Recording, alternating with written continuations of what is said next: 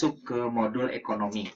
Ya, ekonomi itu berasal dari dua kata, yaitu oikos dan nomos. Oikos itu artinya adalah rumah tangga, nomos itu artinya adalah ilmu. Bukan berarti ilmu rumah tangga ya, tidak. Ya. Tetapi rumah tangga itu adalah kumpulan dari kebutuhan. Jadi pada saat Anda memasuki rumah tangga, di situ ada yang disebut dengan kebutuhan. Berarti ada kebutuhan dan keinginan. Jadi, apa yang disebut dengan ekonomi? Ekonomi adalah ilmu yang mempelajari tentang penggunaan sumber daya yang terbatas untuk memenuhi kebutuhan manusia yang tidak terbatas. Itu ekonomi. Pertanyaannya, apa itu sumber daya? Sumber daya itu bahasa Indonesianya, bahasa asingnya itu resources. Sumber daya itu adalah modal. Ya. Jadi pada saat Anda ke Hong Kong, sumber dayamu apa? Sumber dayamu adalah jasadmu yang kuat, fisik muda, kemudian ada keinginan untuk berangkat ke Hong Kong. Itu kan modal. Jadi sumber daya itu adalah modal. Jadi ekonomi adalah ilmu yang mempelajari tentang penggunaan sumber daya yang terbatas untuk memenuhi kebutuhan manusia yang tidak terbatas. Berarti, kalau disingkat ekonomi itu apa? Ekonomi adalah ilmu yang mempelajari bagaimana cara memenuhi kebutuhan. Ya, bagaimana cara memenuhi kebutuhan. Nah, kenapa sumber daya itu terbatas? Karena yang namanya modal itu pasti ada batasnya. Misalkan kenapa Anda tidak melanjutkan ke perguruan tinggi? Karena tidak ada modal, kan begitu kan? Berarti itu terbatas. Gimana caranya untuk memenuhi kebutuhanmu? Kamu bekerja sehingga mendapatkan uang untuk memenuhi kebutuhan tersebut. Ya. Semua kebutuhan ini digunakan untuk dapat mempertahankan kelangsungan hidupnya. Ya. Nah, kenapa? Karena kelangkaan memang suatu hal yang tidak dapat dihindari. Jadi ada yang namanya kelangkaan. Kelangkaan itu di mana Anda tidak dapat memenuhi apa yang Anda inginkan. Itu kelangkaan. Dan ini sifatnya adalah terbatas. Baik, berarti ilmu ekonomi adalah ilmu kebutuhan. Memenuhi kebutuhan. Nah sekarang, kalau Anda naik pesawat, itu ada yang namanya kelas ekonomi. Itu ada yang namanya kelas bisnis, ada juga yang namanya kelas VIP. Apa artinya? Ekonomi itu artinya kelas orang-orang butuh. Ya, mungkin kalau naik pesawat Anda membayar 4.000 kelas ekonomi. Tetapi kalau kelas bisnis bisa sampai 15.000. Ya.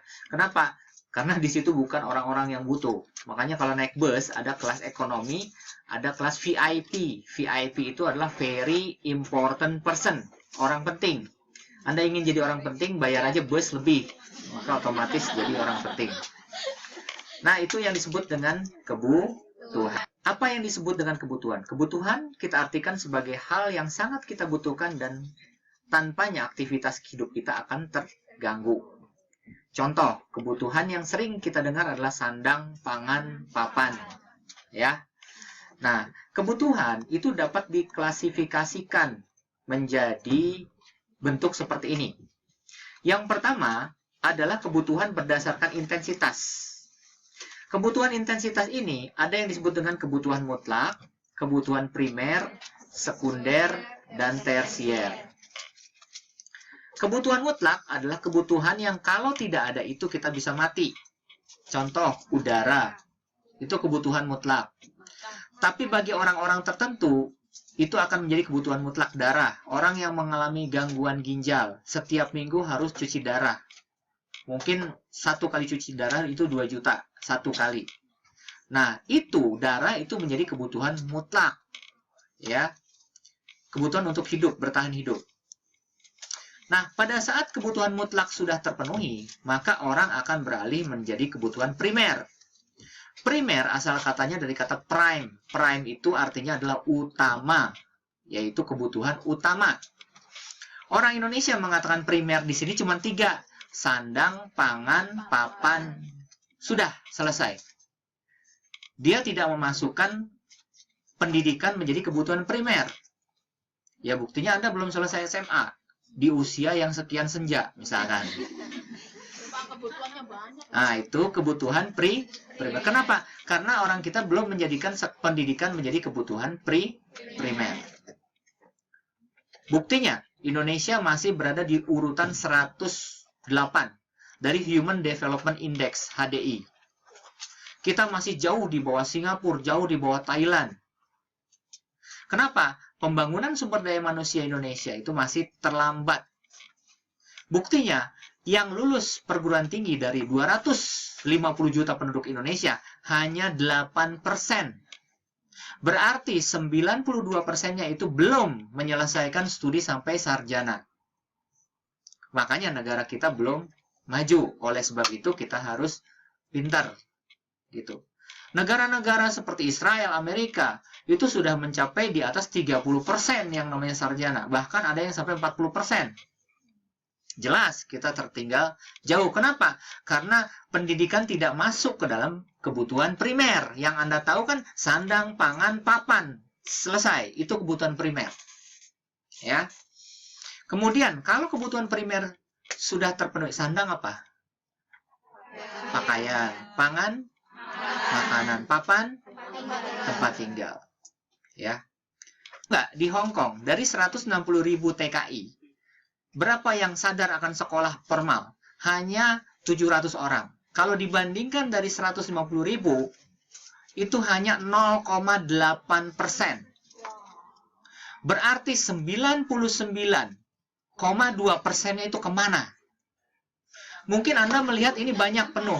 Kalau dibandingkan dengan jumlah teman Anda yang lain, ini tidak seberapa. Hanya nilai setitik saja. Begitu. Cuman aja kelihatannya banyak. Gitu. Karena ngumpul di satu tempat. Nah, itu kan belum menjadi kebutuhan primer. Lalu bagaimana? Kemana yang 150.000 sekian itu kemana? Ya, di lapangan Victoria Park. Sekunder itu dari kata second. Berarti kebutuhan yang kedua. Makanya jangan jadi yang kedua. Karena begini, kebutuhan second itu berarti ya second, yang kedua. Orang akan berpindah ke kebutuhan sekunder kalau dia sudah memenuhi kebutuhan primer. Dulu pendidikan masih second. Ya wajar saja masih ada orang yang tidak sadar akan pendidikan. Ya. Nah, second. Apa Pak pendidikan sekunder? Oh, katakanlah Anda sudah makan. Tetapi sekali-kali dong bisa makan enak di restoran, itu second. Katakanlah Anda sudah punya pakaian. Sekali-kali dong pakaiannya bermerek, itu second. Ya, Anda sudah punya rumah, tetapi rumahnya ingin yang bagus, itu sekunder gitu kan. Nah, kemudian yang ketiga, kebutuhan tersier. Kebutuhan tersier ini akan terpenuhi kalau 1, 2, 3 sudah terpenuhi. Apa itu kebutuhan tersier? Ya, kebutuhan yang nggak penting-penting amat. Misalkan Anda beli pulpen Montblanc yang harganya 1,5 juta. Satu pulpen saja. Nah, itu kan sudah menjadi kebutuhan tersier. Saya akan menganalogikan API. API itu bisa jadi kebutuhan mutlak, primer, sekunder, tersier. API akan menjadi kebutuhan mutlak pada saat Anda berada di tengah-tengah salju. Otomatis kalau nggak ada API, itu masuk ke kebutuhan mutlak. Oke? Bisa menjadi kebutuhan primer. Oh, Anda memasak air dan lain sebagainya. Otomatis apinya berubah, katakanlah menjadi korek api, sehingga korek api akan menjadi kebutuhan primer, gitu kan. Kemudian bisa menjadi kebutuhan sekunder, nggak penting-penting amat korek api, kemudian dipakai untuk merokok misalkan. Nah, merokok kan juga nggak penting-penting amat. Nah, itu kebutuhan sekunder, tetapi bisa juga untuk menjadi kebutuhan tersier. Korek api setiap akhir tahun dipakai untuk kembang api. Yang satu kali kembang api itu bisa mengeluarkan biaya yang sangat mahal. Dan itu nggak penting. Nah, itu kebutuhan tersier. Kebutuhan berdasarkan waktu. Ada kebutuhan sekarang. Ada kebutuhan yang akan datang. Kebutuhan sekarang ya sekarang. Kebutuhan yang akan datang. Anda punya planning untuk merencanakan apa yang Anda harus penuhi di masa yang akan datang. Ya, kebutuhan sekarang apa? makan, minum, kemudian ya sekarang kebutuhan yang akan datang, misalkan suatu saat nanti saya kalau sudah usia 40 tahun, 45 tahun, saya harus istirahat sehingga Anda harus menabung dari sekarang, itu kebutuhan yang akan datang. Kebutuhan berdasarkan sifat, itu ada kebutuhan jasmani, ada kebutuhan rohani. Apa itu kebutuhan jasmani? Kebutuhan fisik, olahraga, makan, minum, vitamin, ya itu kebutuhan jasmani. Ya, kalau nanti Anda menikah, ada juga kebutuhan jasmani. Ya, jawabannya hanya bagi mereka yang sudah pernah menikah. Kemudian ada juga kebutuhan rohani. Apa itu kebutuhan rohani? Yaitu kebutuhan pemenuhan kebutuhan rohani, ya, keagamaan, kepercayaan dan lain sebagainya. Nah, kedua kebutuhan ini perlu dimiliki oleh setiap manusia, ya, perlu dipenuhi. Jadi kebutuhan berdasarkan sifat. Kebutuhan jasmani bukan hanya makan minum, olahraga, ya, tubuh Anda juga perlu olahraga gitu. Jangan jangan disepelekan, itu perlu vitamin. Individu, kolektif. Kebutuhan berdasarkan subjek itu ada kebutuhan individu, ada kebutuhan kolektif. Apa itu individu? Kebutuhan diri sendiri. Ya, bedak. Ya, itu kebutuhan individu. Kalau kolektif apa? Kolektif itu kebutuhan masyarakat umum, seperti jalan, jembatan, taman, rumah sakit, itu kebutuhan kolektif. Ya. Nah, inilah berbagai jenis kebutuhan. Nah, di dalam ilmu ekonomi ada yang namanya konsumsi. Konsumsi merupakan tindakan perilaku ekonomi baik individu maupun kelompok untuk menggunakan komoditas berupa barang atau jasa untuk memenuhi kebutuhannya. Jadi, konsumsi artinya adalah menghabiskan. Jadi, kalau misalkan Anda ingin tahu apa itu konsumsi, menghabiskan. Konsumsi atau investasi.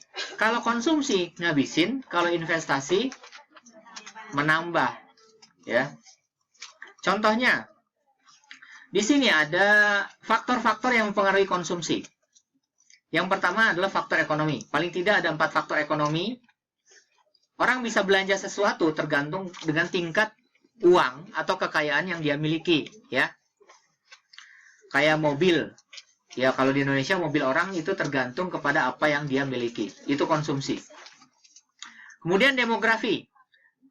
Orang mengkonsumsi sesuatu karena tergantung kepada jenis kelamin, pekerjaan, jumlah usia. Anak kecil akan mengkonsumsi ya makanan anak-anak. Nah, itu namanya demografi. Demografi itu usia, pekerjaan, umur, kelamin, itu demografi. Laki-laki tidak akan mungkin beli Softex. Itu faktor demografi. Kemudian faktor non-ekonomi.